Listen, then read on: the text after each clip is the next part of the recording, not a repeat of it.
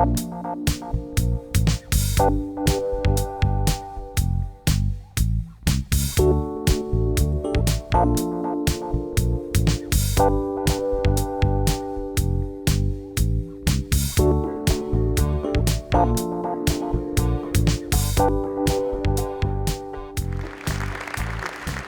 donc pour cette rencontre, ce déjeuner annuel du syndicat français de l'industrie cimentière et qui va être l'occasion de faire un tour d'horizon à travers des regards d'experts de la construction et du logement sur un certain nombre de problématiques, comme celle qui est d'ailleurs annoncée ici même, les grandes évolutions à venir. On va s'intéresser aux évolutions sociétales, aux évolutions techniques et également méthodologiques à travers deux petites tables rondes que je vous présenterai tout à l'heure. Mais sans plus attendre, je vais demander à Laurent Girometti, qui est le directeur de l'habitat, de l'urbanisme et des paysages et qui représente la ministre Sylvia Pinel, de bien vouloir ouvrir cette séance sous vos applaudissements, s'il vous plaît.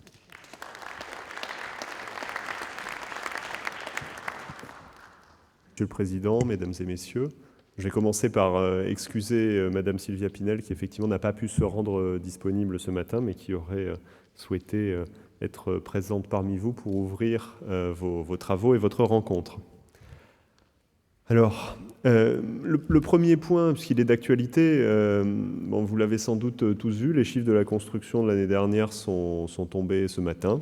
Ils sont très mauvais, hein, effectivement. On est à des chiffres particulièrement bas, les plus bas depuis 17 ans.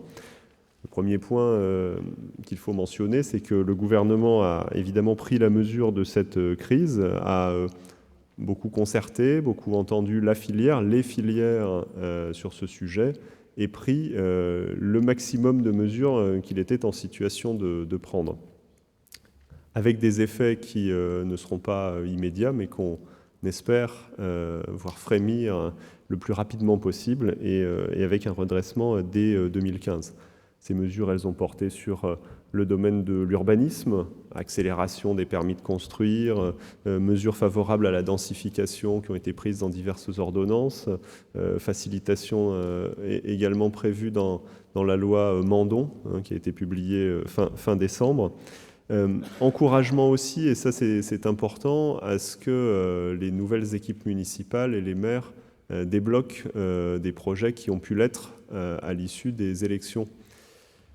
Nous travaillons actuellement sur un dispositif d'aide aux maires bâtisseurs qui a également été annoncé.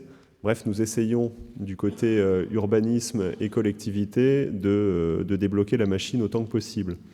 Autre levier qui a été actionné, le levier financier et fiscal, là aussi dans une situation budgétaire difficile, mais avec des coups de pouce qui ont pu être donnés sur la fiscalité, sur l'assouplissement du dispositif Pinel, là aussi dans l'objectif de motiver les investisseurs à revenir sur la pierre.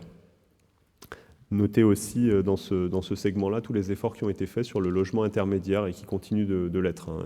Là aussi, efforts fiscaux et puis encouragement au développement des filières de production de logements intermédiaires qui, dans les zones tendues, sont un segment manquant et fortement attendu.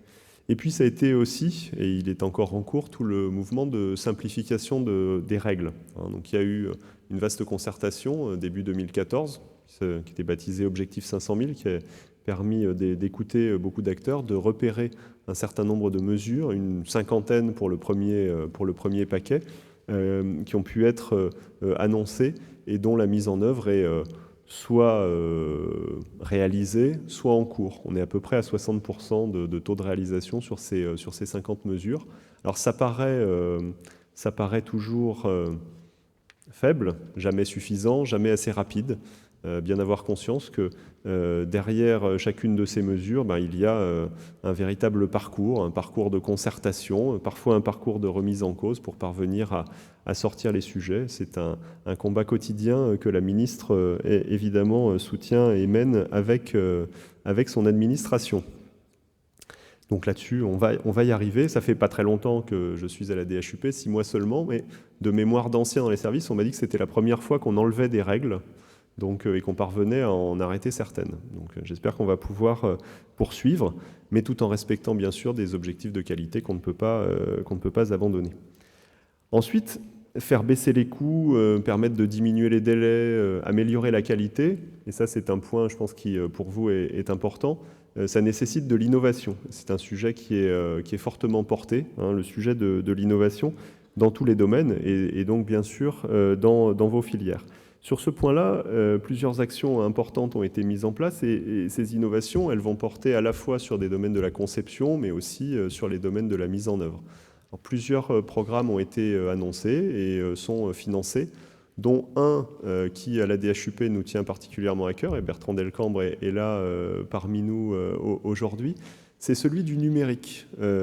Quand on parle des logements de demain, on ne peut pas ne pas aborder ce sujet.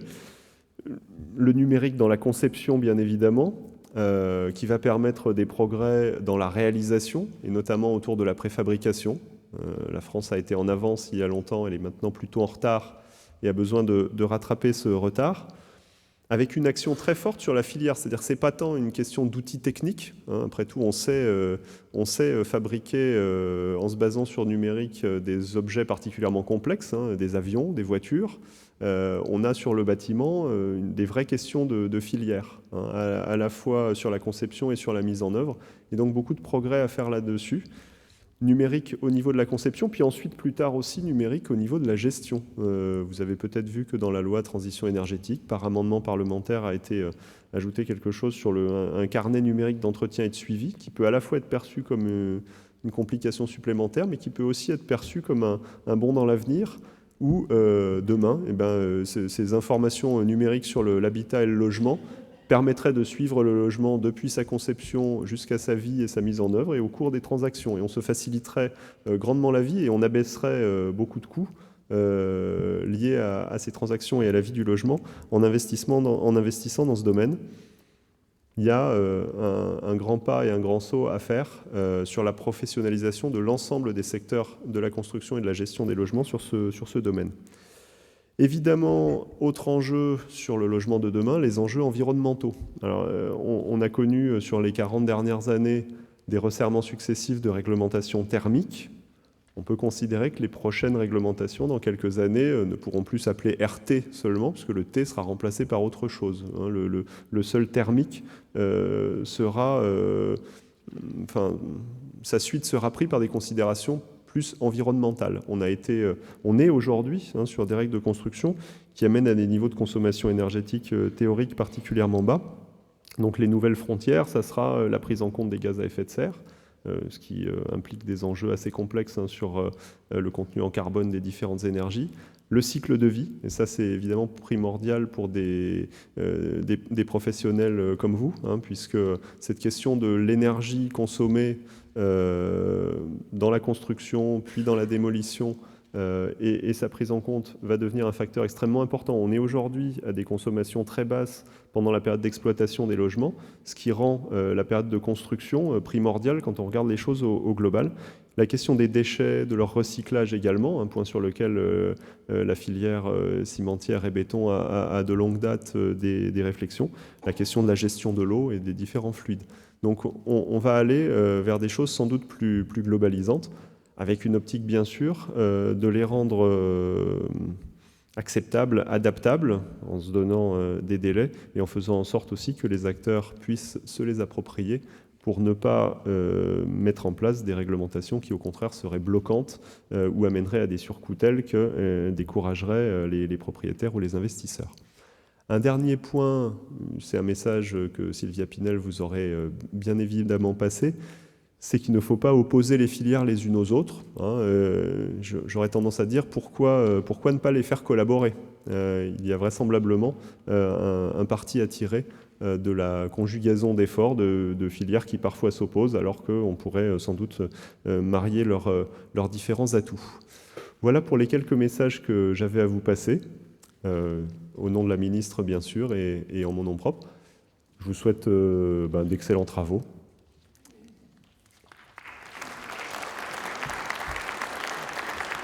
Merci Laurent Girometti. Vous restez, je crois, parmi nous quelques instants, ce qui vous permettra de constater que Un certain nombre d'enjeux que vous avez évoqués seront débattus au cours des tables rondes. Mais je demande sans plus tarder à Jean-Yves Le Dreffe de bien vouloir à son tour ouvrir cette matinée de travail.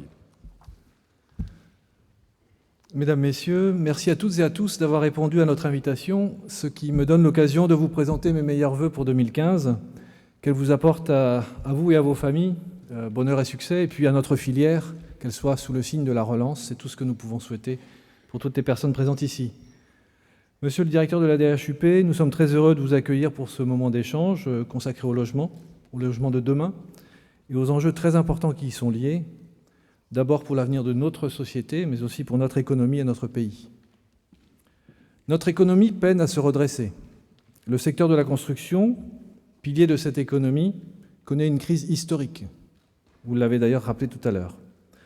Le marché du ciment, indicateur assez fiable du secteur de la construction, est marqué par un retrait de près de 6% l'an dernier, une perte d'1 million de tonnes, et par rapport à 2007, une diminution de notre marché de près de 30%. Le Premier ministre Manuel Valls, lors de la présentation du plan de relance pour le logement, a rappelé que la relance de la construction est une priorité sociale et un impératif économique pour notre pays, car construire 40 000 logements de plus, c'est créer 100 000 emplois d'ici 2017. L'industrie cimentière a toujours eu à cœur d'accompagner les politiques ambitieuses, aussi bien sur le plan social qu'environnemental, et souhaite aujourd'hui rappeler qu'elle est prête, avec l'ensemble de la filière et des acteurs de la construction, à les réaliser. Mais si notre filière a les atouts pour y répondre, que ce soit en termes de produits, en termes de personnel qualifié, de potentiel de recherche, développement et innovation, il devient malheureusement de plus en plus difficile de produire économiquement du ciment en France. Comme vous le savez, notre industrie est soumise à une forte concurrence internationale, avec aujourd'hui environ 15% des ciments consommés en France qui proviennent de l'extérieur, très souvent hors Union européenne et en dehors de toute fiscalité carbone. Notre filière traverse une véritable crise de compétitivité sans précédent. Cette crise provient notamment du poids toujours grandissant représenté par la facture électrique, facture qui représente entre 15 et 25% de nos coûts totaux. Le gouvernement a récemment introduit dans le projet de loi Transition énergétique un dispositif concernant l'aménagement du coût de transport, qui lui vaut à peu près 20% de notre coût total, pour certains consommateurs. Ce dispositif permettra de combler en partie le retard que nous avons accumulé avec d'autres pays voisins. Je citerai pour mémoire que l'Allemagne et l'Espagne subventionnent à hauteur de 60% certains secteurs industriels comme le ciment, voire 90% pour d'autres secteurs. Alors, nous saluons cette avancée dans le projet de loi de transition énergétique. Nous espérons simplement que nous en bénéficierons. Cette mesure est nécessaire, mais elle n'est pas suffisante. Elle doit être complétée par un dispositif d'allègement des coûts de l'électron lui-même, 70% de notre facture électrique. Nous souhaitons et nous resterons associés à toute réflexion sur ces sujets, car notre filière, notre industrie et le syndicat tout en particulier a d'autres pistes à proposer pour contribuer à cet allègement. Le projet de loi sur la transition énergétique représente un axe important de croissance et de modernisation de notre économie, et nous nous y associons très volontiers. Parmi les thèmes retenus, notons la fixation d'objectifs et des indicateurs en termes d'émissions de CO2, la promotion de l'économie circulaire, la création de réseaux de déchetterie professionnels dans le BTP avec une ambition de valorisation de 70% des déchets du BTP à horizon 2020, autant de domaines dans lesquels notre industrie et notre secteur et notre filière tout entière est déjà particulièrement active. À titre illustratif, nos matériaux permettent dès aujourd'hui d'apporter des solutions adaptées à la construction de bâtiments à énergie positive. Nous sommes depuis 40 ans un des acteurs de l'économie circulaire locale, notamment en participant à la création de filières de valorisation de déchets, et nous continuons à progresser dans ce domaine. Une grande partie des produits de déconstruction du BTP est d'ores et déjà valorisée en sous-couche routière, économisant ainsi des ressources naturelles nombreuses. Le projet national Réci-Béton, lancé en 2012, va plus loin et travaille non seulement sur un recyclage complet des produits de déconstruction, mais aussi une plus grande valorisation. Favoriser la modernisation et l'innovation dans la filière du bâtiment, simplifier les règles en matière d'urbanisme et de construction, accompagner les acteurs. 3 volets qui marquent une nouvelle étape du plan de relance.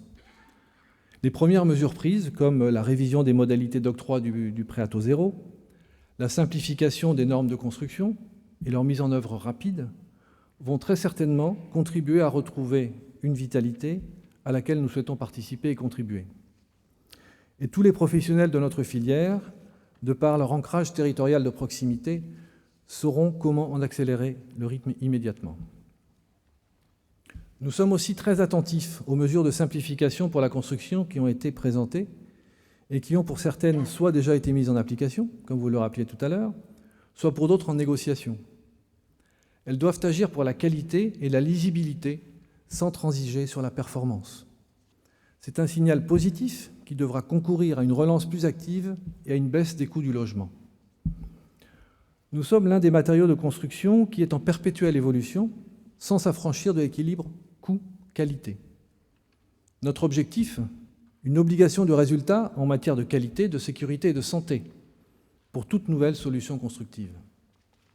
Notre vision s'inscrit pleinement dans le principe européen qui privilégie l'obligation du résultat plutôt que de moyens et dans un respect total d'une neutralité technologique des pouvoirs publics. Car ce n'est qu'ainsi que les innovations se libèrent, que les projets de recherche se développent et que les différents acteurs participent aussi ensemble à construire durablement notre demain.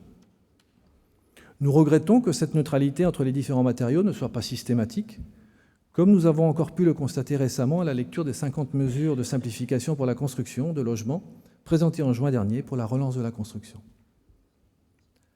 Notre industrie et notre filière ont toujours su apporter des réponses pérennes aux exigences sociales et sociétales de notre temps, aussi bien en termes d'évolution de process et de performance industrielle, mais aussi en termes de logement, d'infrastructures ou d'équipements. Au travers de la Fondation École française du béton, elle est aussi très engagée dans la formation des ingénieurs et des architectes qui bâtiront nos villes de demain. C'est notamment le cas avec des partenariats avec l'École supérieure des travaux publics, l'École nationale supérieure de céramique industrielle, les écoles supérieures d'architecture, les Compagnons du devoir et de nombreuses autres institutions académiques. En 2017, nous fêterons le bicentenaire de la découverte des lois de l'hydraulicité. Le développement des produits et systèmes constructifs en béton a permis d'optimiser les quantités de matériaux utilisés et d'augmenter la durée de vie effective des bâtiments, tout en favorisant leur adaptabilité à l'évolution démographique de la société. Drainants, isolants, auto-nettoyants, dépolluants, ultra-performants, transparents même, toujours innovants. À l'écoute du marché et de ses acteurs, le béton est un matériau surprenant, créatif, au service de la maîtrise d'œuvre, de la maîtrise d'ouvrage, mais également au service de chacun d'entre nous. Notre recherche et développement fait le bonheur des architectes, en tout cas je l'espère, qui, grâce à la capacité de notre matériau béton, laissent au patrimoine mondial des œuvres pérennes, emblèmes de technologie, d'art et de culture, pour un cadre de vie commun, pour mieux vivre, mieux circuler et mieux protéger la planète. Le béton est plus que jamais un matériau plein d'avenir. Continuons ensemble dans une saine compétitivité équitable, à déployer ses attraits, à démontrer ses atouts et à promouvoir sa modularité, sa souplesse et son caractère pluriel. Merci à vous.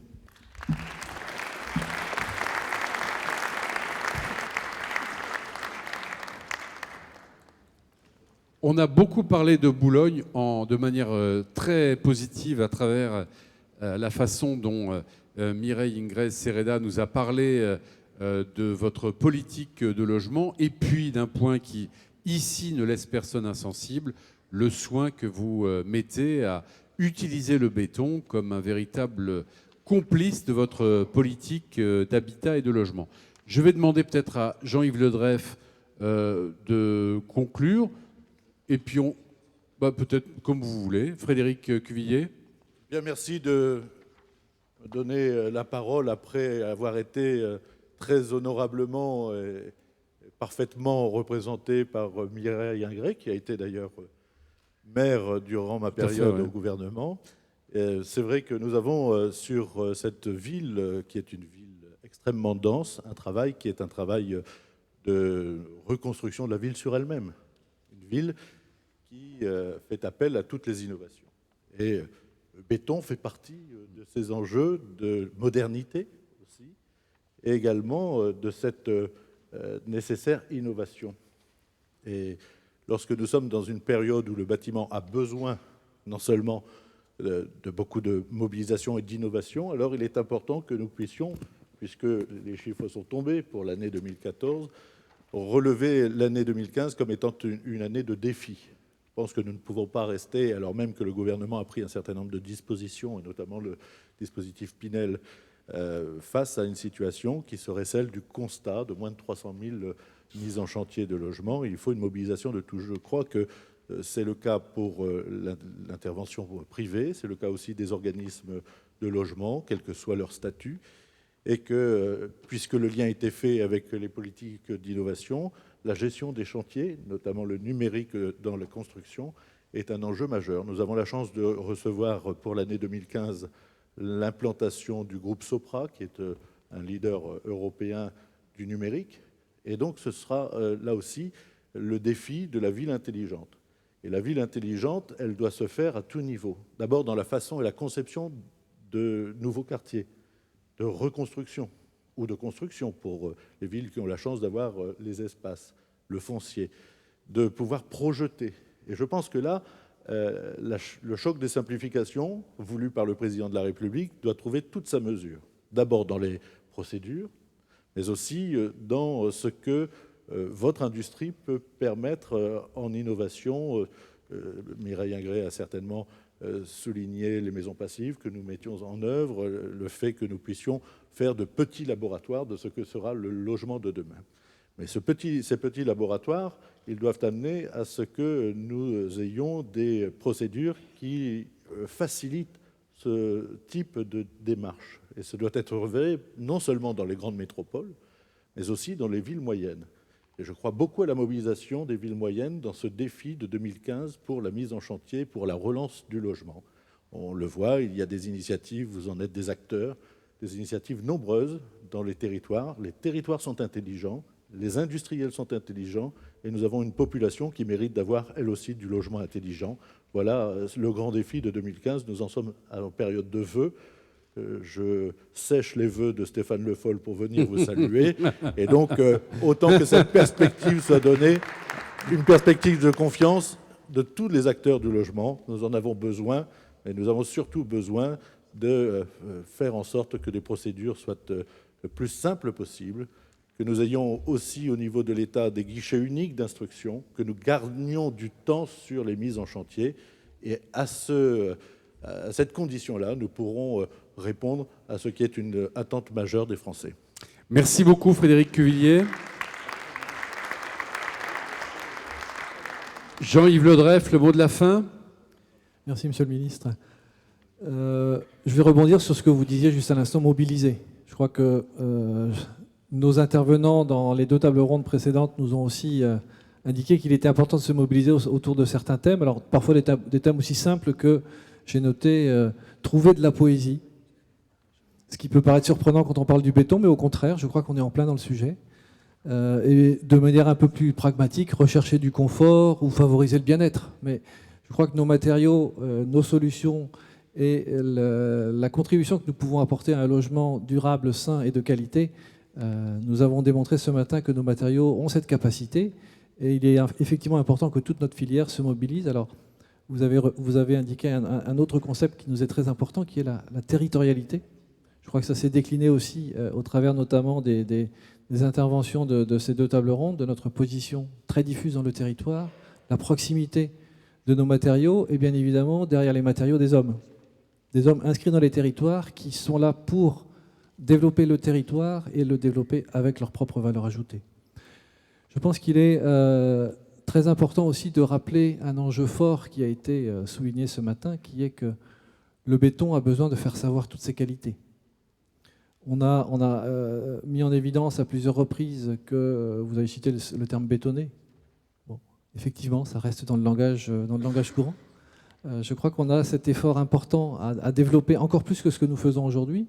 Et là, je souhaiterais remercier à nouveau notamment les intervenants de la FIB et du SNBPE pour le travail que nous faisons ensemble au travers de la structure CIM Béton pour promouvoir les avantages des solutions constructives en béton et pour promouvoir toutes les qualités que les autres intervenants au cours des tables rondes ont su mettre en avant. Et je crois que si les professionnels sont convaincus, ce que j'ai pu entendre ce matin, que nos matériaux sont une solution durable d'inscription dans les territoires, de développement d'un logement de demain, il est important que cela soit entendu par les usagers et les propriétaires que nous pouvons être demain. Voilà tout ce que je peux souhaiter à notre filière cette année, en espérant qu'effectivement les statistiques que nous avons connues ce matin ne soient qu'un mauvais souvenir dès 2015 et que l'ensemble des mesures qui nous ont été présentées ce matin, notamment aussi par monsieur le directeur de la DHUP, contribuent à relancer notre secteur et c'est ce que je vous souhaite à tous. Je vous propose maintenant de passer à côté pour le déjeuner. Merci à vous. Merci.